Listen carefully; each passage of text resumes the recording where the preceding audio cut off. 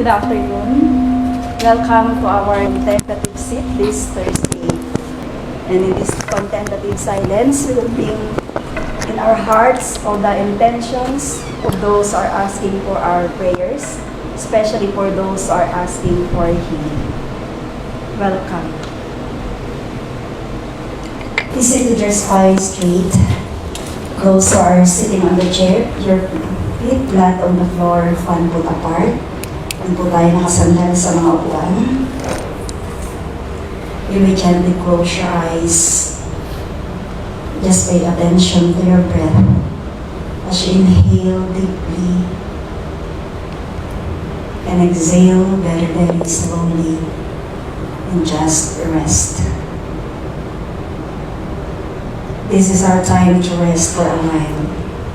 You will rest your mind from thinking, and you will rest your body from moving.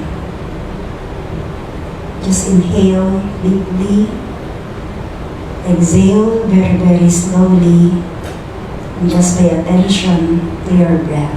Now you will hear the 7 sounds of the bell. Please follow the sounds of the bell.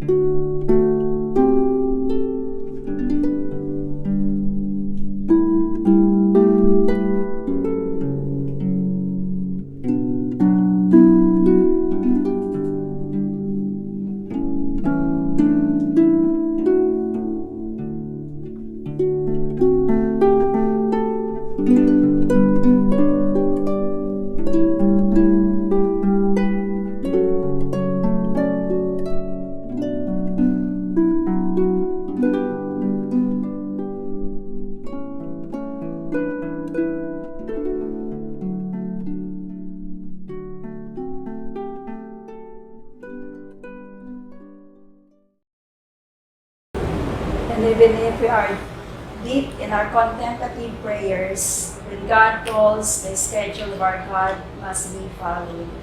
We'll now have walking meditation, 1 round. Please put your hands on your hearts and together we will pray. Glory To the Father, and to the Son, and to the Holy Spirit, as it was in the beginning, is now, and will be forever. Amen.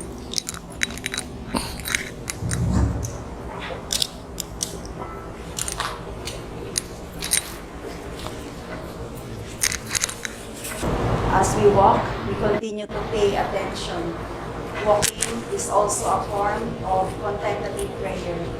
We continue to inhale and exhale and pay attention to our feet.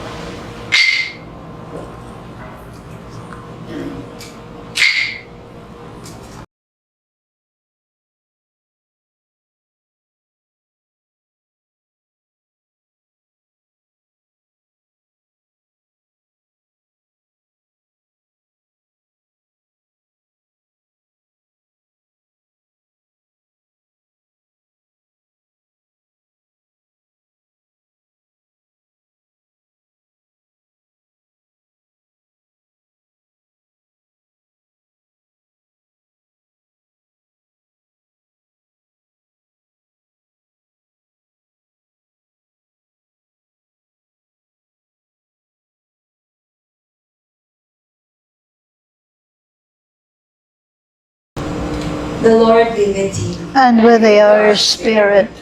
A proclamation of the Holy Gospel according to Saint Mark. Glory to you, O Lord. Jesus also said, "In the kingdom of God, it is like this. A man scatters seed upon the soil. Whether he is asleep or awake, be it day or night, the seed sprouts and grows. He knows not how. The soil produces of itself. First, the blade, then the ear, then the full grain in the ear. And when it is ripe for harvesting, they take the sickle for the cutting. The time for the harvest has come. Jesus also said, "What is the kingdom of God like? To what shall we compare it? It is like a mustard seed, which when sown is the smallest of all the seed, is scattered upon the soil. But once sown, it grows up and becomes the largest of the plants in the garden, and even grows branches so big that the birds of the air can take shelter in its shade." Jesus used many such stories in order to proclaim the word to them in a way that they would be able to understand. He would not teach them without parables, but privately to his disciples, he explained everything. Brothers and sisters, this is the good news of our salvation. Praise to you, Lord Jesus Christ.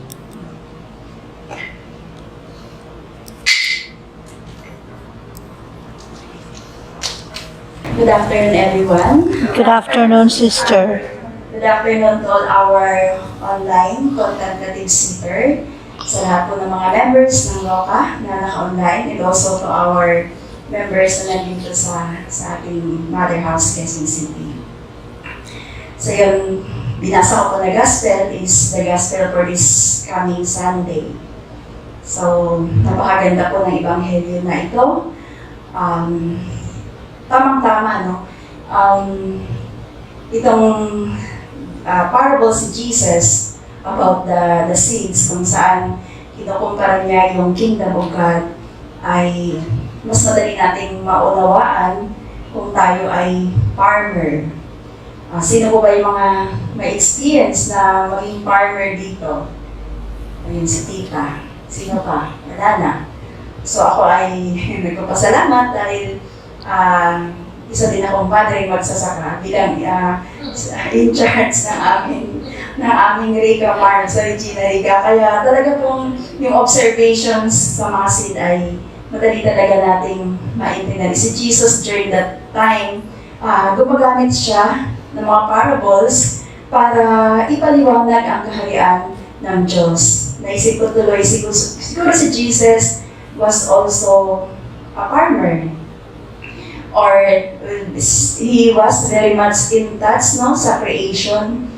And during that time, talagang marami naman yung mga farmers na mga panahon na yun, no.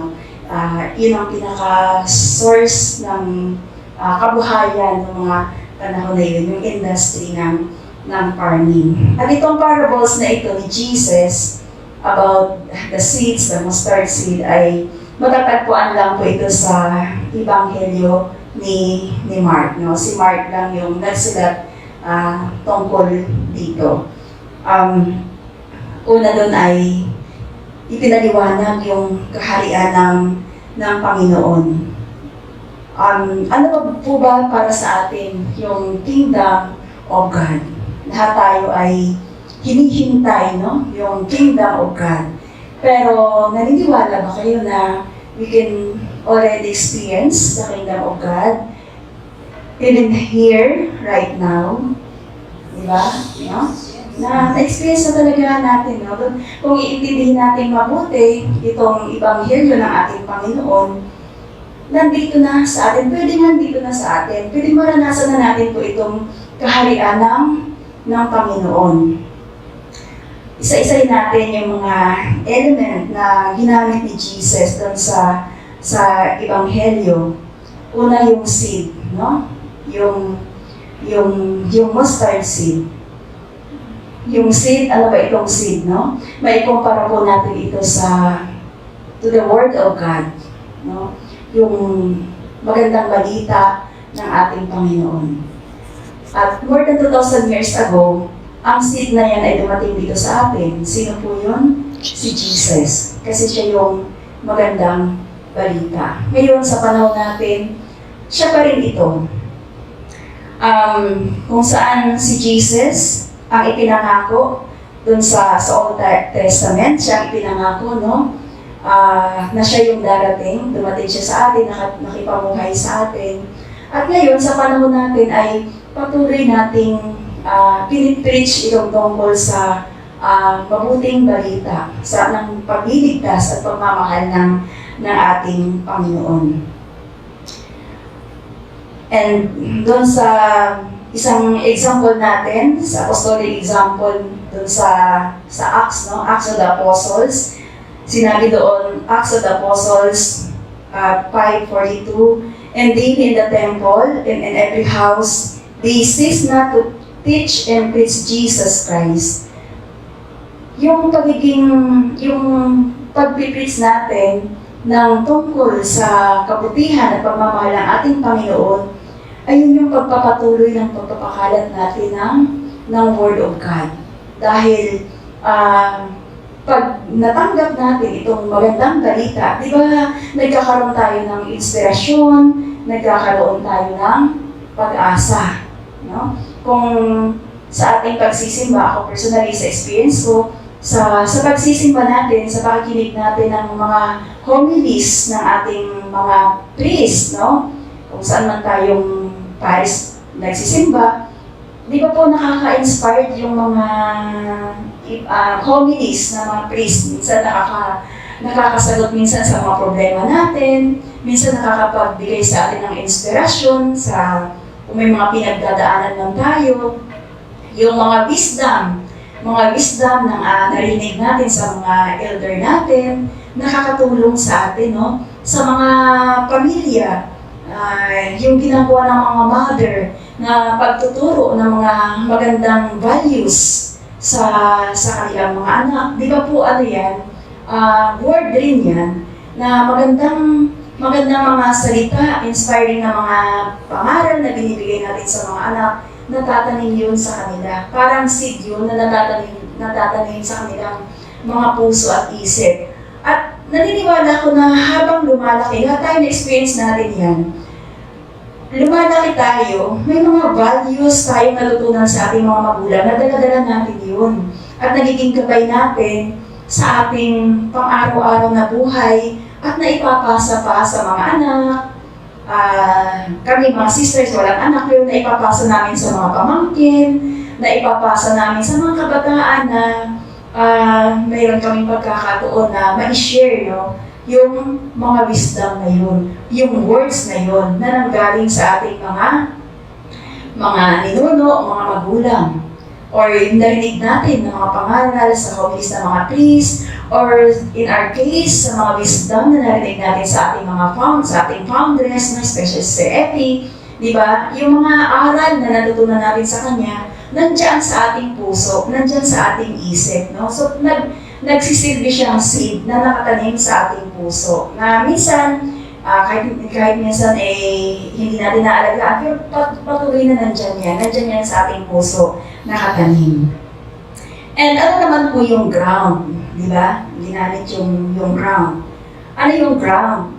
It is the heart and the mind of humans, na kung saan doon po lumalago yung seeds, no? Kanina sa aming Lectio Divina na i-share ko bahagi ko sa aming sharing, yung observation ko sa mga seeds, no? Kasi nga bilang nagpapa-germinate ng seeds at nagta-transplant ng seed, kasi napansin ko, yung last na planting season namin ng mga upo at kalabasa, magtataba talaga yung mga tumubo na mga halaman. Talagang more or less 1 month na bulaklak talaga. Considering na nakalagay lang yun sa pots, na patent yung mga plants namin. So, ang taba, namunga, hanggang ngayon nagbubunga pa din.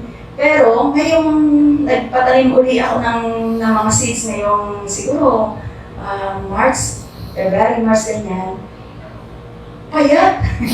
Payat yung mga tumubong seeds. Sabi ko pa kanina umaga doon sa mga farmers namin doon sa Rica, paano naman ito, yung, yung opo, kasi nakilang halos ng tingting yung katawan. Paano ito magdadala ng bunga? Mga mapuputol na. And I realized, very important po yung soil, yung ground. Yung seeds, lahat ng seeds maganda. Lahat ng mga word of God maganda. Lahat ng mga pangaral natin sa mga anak, sa mga pamangkin, mga homilis ng mga priest, mga naririnig natin ng mga magandang bagay, lahat yun maganda. Pero, saan yun napupunta? Kumusta yung soil? Kumusta yung ground na nilalantingan ng mga words na yun? So, talagang very important po talaga yung matabang lupa, yung soil. Kasi yun nga, sabi ko, ay para namang itong para makakapagbunga ito kung parang kasi laki ng tingting yung matami. I realize, yung composition ng, kasi organic compost po yung ginagamit namin doon, yung composition ng organic compost na ginawa. No? Kasi sometimes, depende rin kasi sa availability ng mga resources na ginagawa namin compost. So, I realized yung sa first na planting season, maganda talaga yung quality kasi may mga greens, mga damong green, may mga manure na magandang klase, good quality.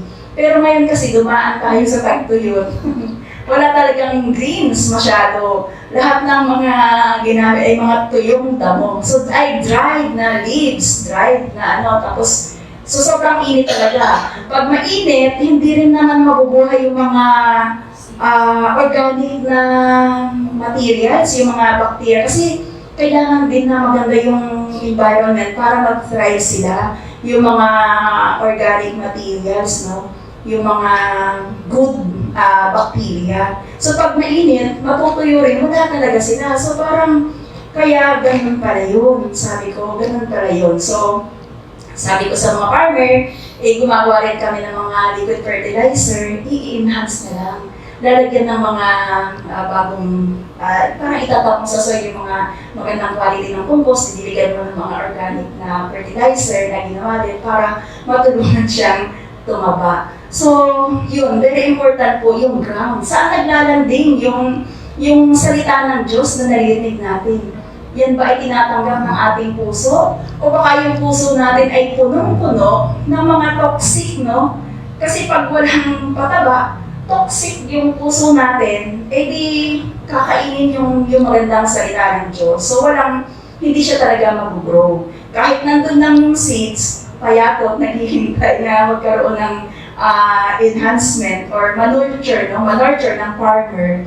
So, nandoon lang siya. Pero at least nandoon yung good seed, no? Kaya wag tayo magsawang magbigay ng pangaral, especially sa mga anak. Minsan, di nakikinig yung mga anak natin. May mga kanya-kanyang ideas. Huwag magsawa kasi baka marami lang laman yung kanyang puso, yung kanyang mind. Especially ngayon, ang dami-daming nag-occupy sa mind. Kasi ang dami-daming napapanood, ang dami-dami. So, pero nandoon yung seeds, nananatili yung nandyan. I remember, when I was in college na may isa kaming professor, sabi niya sa amin na kahit yung estudyante, ito na yung pinakamahina sa lahat, basta hindi siya mag-absent at makikinig siya sa teacher, may matututunan siya. So parang ganoon din po yun.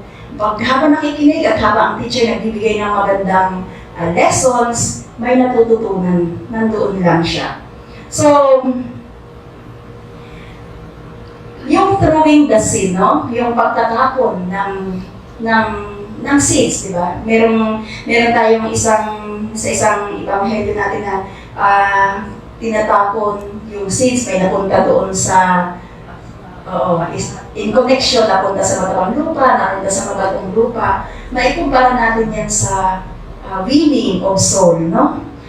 Kahit tayo salita ng salita, merong ibang na-inspire, merong hindi.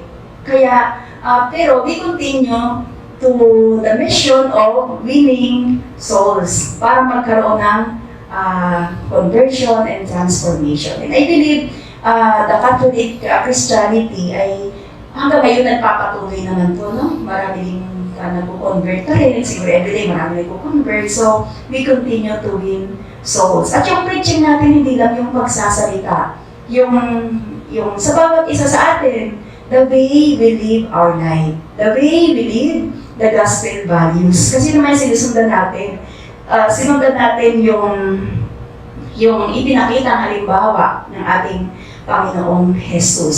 Sometimes, we also fail, pero we continue to try, no? We need talaga each other, no? Parang tayo yung mga seeds, tayo yung mga grounds, yung mga seeds na nasa ating puso. We continue yung parang magsiserve as farmer, mag-i-enhance ng mga nandyan na sa puso natin. And, pag nagpipreach tayo, hindi natin pipreach yung sarili natin, si Jesus. Always yung gospel ni Jesus, especially yung kanya mga tinuro ng mga panahon na yun. And sinabi din doon sa gospel na yung farmer, kapag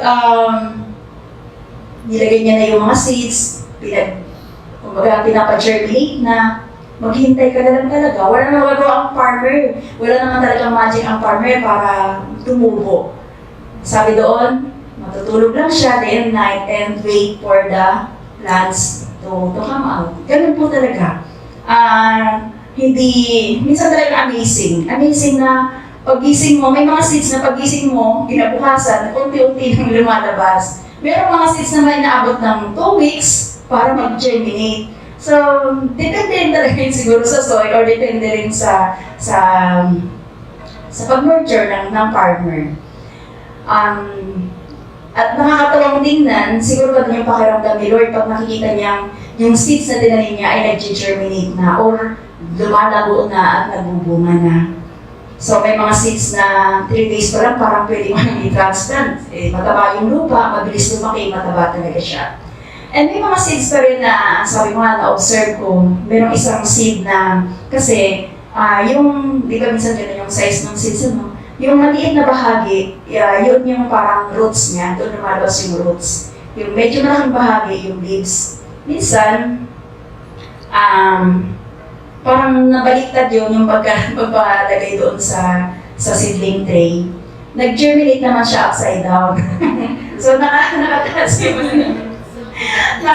yung ugat, yung leaves nandun sa soil. Pero nag-germinate pa din po. So, amazing si Lord, ano? Kasi talagang inaalagaan pa rin niya.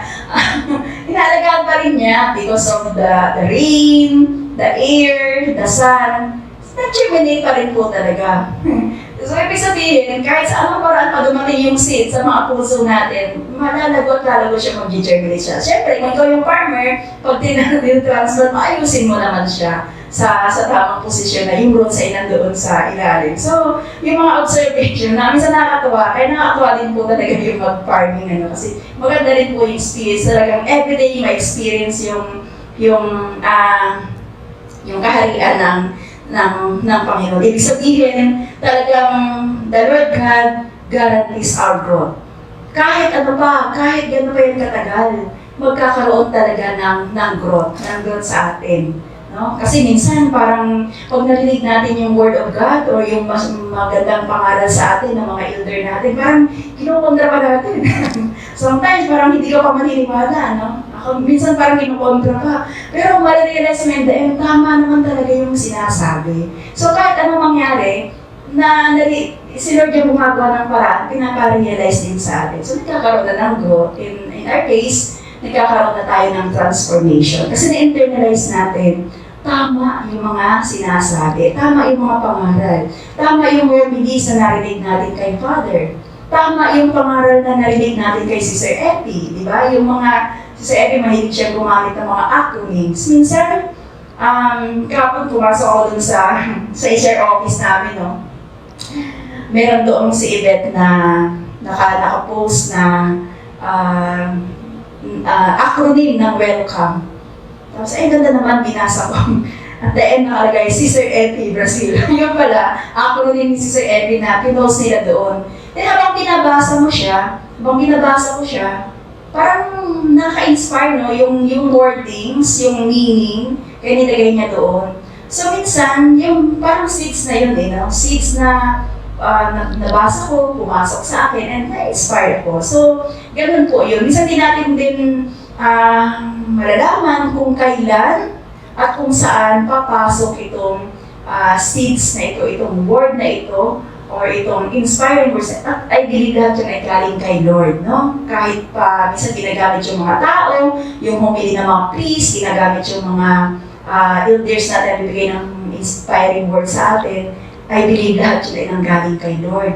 At kung pumasok sa ating puso, tago sa ating puso, so nagkakaroon po ng growth. And I believe na yung grasya din ng Panginoon, yung tumutulong sa atin para magkaroon ng realization na gano'n, ng growth na gano'n. And doon sa verse 22, nung binasa kong gospel, sinabi doon na, so that the birds of the air can make rest, can make nest in its shade. That is the blessing of the kingdom. Diba? Ibig sabihin, pag nagbunga na itong seeds na lumago na, naging halaman na at nagbunga na, dumadapo yung mga ibon. So nagkakaroon siya ng pahingahan doon. Sa Legionary ka talaga, mag-witness natin yan everyday. May mga ibon na pabalik-balik siya sa puno na ito. Bakit? May shelter. May pagkain pa siya doon. Nandoon yung mga worms na kinakain niya. So kaya bumabalik-balik. So in our life, sa ngayon, kung napansin niyo ang inyong mga anak, ay pabalik-balik sa inyong bahay kahit sila ay matatanda na ayaw pong umalis, the kingdom of God is in your house. Ibig sabihin, komportable sila sa bahay ninyo. Ayaw nilang umalis dahil masaya sila doon. And natatawa si Tito Mandy kasi ang kanyang mga anak ay talagang nasa kanila pa. Ibig sabihin, talagang nahanap nila yung kaharian ng Diyos sa tahanan. No? Si Tita Monet ay congratulations kasi ang kanyang anak ay yung 4-year course yata nakuha ng 2 years. Very di ba? O medicine. So parang because of the guidance, no? Yung mga mother, parang tayong mga farmer na nag-nurture, nag-enhance ng ating mga anak. Pero kung ang anak nyo ayaw na umuwi sa bahay ninyo, eh bakit, di ba? So kung tayo, pabalik-balik tayo sa family, yung mga anak, or sa community, pabalik-balik, gusto natin mag-stay doon sa community kasi nandoon yung kaharian ng Diyos. Kung nararamdaman natin na tayo ay safe, tayo ay secure, tayo ay free, na ipakita yung kung ano tayo, the kingdom of God is there. And that is the blessing of the kingdom. Kaya, sabi ko kanina, ngayon pa lang, we can experience na itong kingdom of God. Hindi tayo maghihintay na kailan pa, di ba? Kailan pa, ma-experience natin dito. Kung baga dito nga sa lupa daw, yung parang practice natin kung paano tayo mabubuhay sa kaharian ng Panginoon. And syempre, very important yung role ng parents kasi being basic component of our society is the family. No? And sa mga communities din, sa aming mga sisters, iniiwan namin yung mga family namin. Pero, syempre, sila tayo naman yung pinanggalingan kung bakit naisip namin na maging madre or ginusto namin na maging madre para ibahagi yung pagmamahal na naranasan natin sa Panginoon sa pamamagitan ng mga pamilya. So, pumupunta tayo kung pumupunta sa Dominican Sisters of Regina Rosary, and nahanap namin din yung Kingdom of God dito sa community. So, ganun po yun. Kayo din, pumupunta kayo dito sa Mother House para mag-contemplative sit o si Tito Fred tuwing nandito sa Pilipinas, pabalik-balik. I believe because you found something. You found something, and that is just like the kingdom of God. Bakit nasustain natin yung pagbalik-balik natin dito? Because na-experience natin si Lord. Sa Regina Rica talaga every Sunday, o kanina ang dami-dami doong first-timers, kahapon ang dami-daming first-timers, ang dami-daming tao, of course, holiday naman kahapon, pero ang dami-dami pong tao. And tuwing dinadasal prayer of healing ni Sister Abby, talagang makikita mo maraming lumuluha. Maraming moment na pag dinadasal yung prayer for healing, marami talagang lumuluha. Because na-experience nila yung presence ni God. Comfortable sila doon. Na pagdating nila, may mga welcoming na mga sisters, mga welcoming na volunteers, mga welcoming na mga employees, that is already experience of Kingdom of God. Sabi nga ni Father Joby, lahat na pupunta doon baka mapagod. Baka mapagod sa buhay. Mapupunta doon baka may problema. Pupunta doon baka depressed. Siyempre, pupunta rin naman ang mga doon ay baka Thanksgiving kasi may answered prayers or Thanksgiving dahil bumuling sa pagkakasakit or pumasa sa exams. Pero, ibig sabihin, experience of God, na-experience sila doon. And that is the experience of the Kingdom of God. Kung saan tayo komportable, nakagaya ng mga ibon na nakakapagpahinga, naggumawa pa ng kanilang mga pugad, nest. Ibig sabihin, gusto na nila mag-stay forever. Simulan natin sa mga pamilya, no?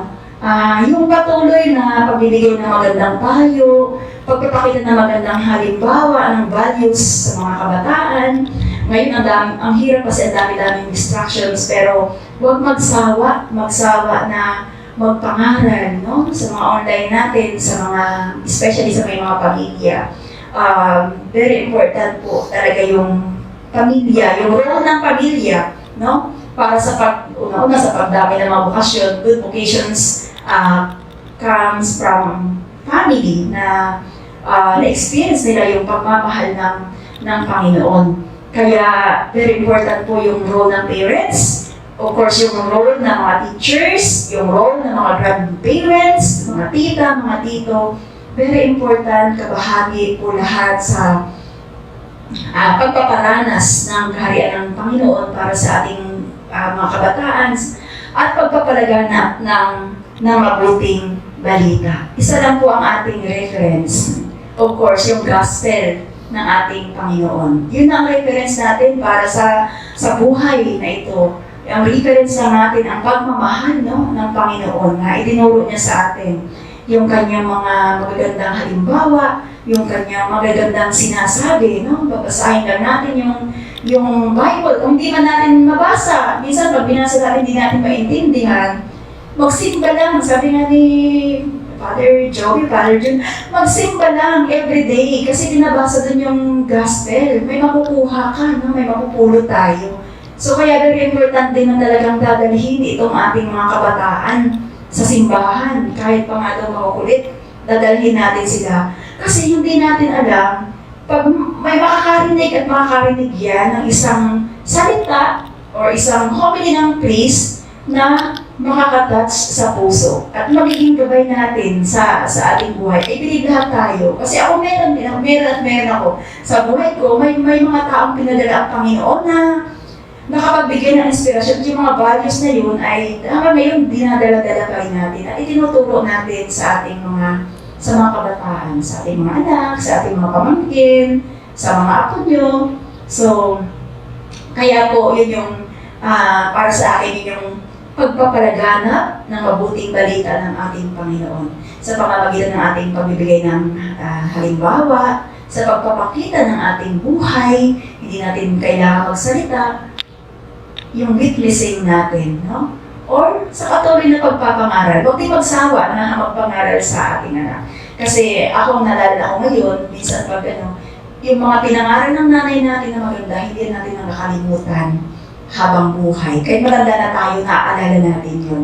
And at every moment, may mga dumating sa moment sa buhay natin na naalala natin yun kasi nagagamit natin na experience natin. So, we all continue to preach the good news of our God. Amen. Please open your Radiance book on page 58.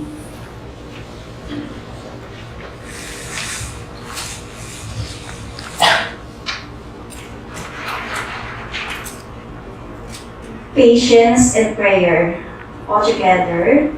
When the idea is not right, God says no. No, when the idea is not the best. No, when the idea is absolutely wrong. No, when though it may help you, it will create problems for someone else. When the time is not right, God says is no. What a catastrophe it will be if God answered every prayer at the snap of your fingers. Do you know what will happen?